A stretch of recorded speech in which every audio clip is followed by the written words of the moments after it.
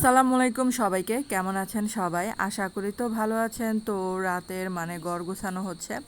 আর এদিক দিয়ে মেয়ে নিজের কফি নিজেই বানিয়ে খাচ্ছে। তো আজকে অনেক ব্যস্ত ছিলাম, তো নিজেরটা নিজেই করে চেষ্টা করছে।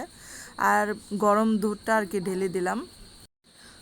আর এই যে এখন সে বিকালে কফি খাওয়ার জন্য বায়না করছিল। তো বললাম যে তুমি নিজেই বানিয়ে খাও, তো ওই নিজেই বানিয়ে খাওয়ার চেষ্টা করেছিল। তো ওর যেহেতু আজকে পরীক্ষা নাই, পড়াশোনা নাই, সে 2 দিন ছুটি নিল। আর এই যে এই দিক দিয়ে দুপুরের রান্নার প্রিপারেশন এগুলা। তো এইগুলো এই যে পুঁই শাক, কুচি পুঁই শাক রান্না হবে, আর শাকটা ভাজি করব। আর এই যে এখানে কিছু আম গাছ থেকে পড়েছিল, এগুলা ঘরে থাকাতে পেকে যাচ্ছে। আর এদিক দিয়ে অনেকগুলো কাঁঠালের বিচি সিদ্ধ করা হচ্ছে পুঁই শাক দিয়ে, চাপা দিয়ে এগুলো খাবো। তো এই যে পুঁই শাক আর কাঁঠালের বিচি রান্না করা হলো। আর এটা আমার অনেক অনেক পছন্দের একটা খাবার। তো এই দুপুরে রান্না ছিল এটা।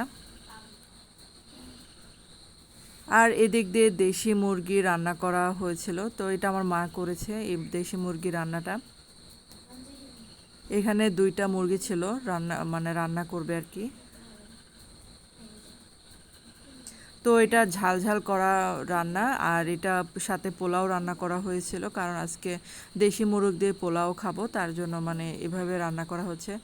আর এখানে যে ছোট ছোট গোল আলু দেওয়া হলো এই মুরগির মধ্যে, আর আলুগুলো একটু ভেঙে দিয়েছিল যাতে মশলাটা ভিতরে ঢুকে। আর এই মুরগির মাংসের মধ্যে কিন্তু 2টা ডিমও দিয়েছিল এই যে। তারপরে এই যে আমগুলা দেখিয়েছিলাম সেগুলা আমসত্ত্ব তৈরি করব, তার জন্য রাতে এগুলা গুছিয়ে রাখছি। আর এই যে শুকনা মরিচ দিলাম, পরে বিট লবণ চিনি দিয়ে এই যে আমটাকে আমি জাল করে নিয়েছি। আর সকালে উঠে এগুলো আমি রোদে দিব। তো ধন্যবাদ সবাইকে আমার ভিডিওটা দেখার জন্য।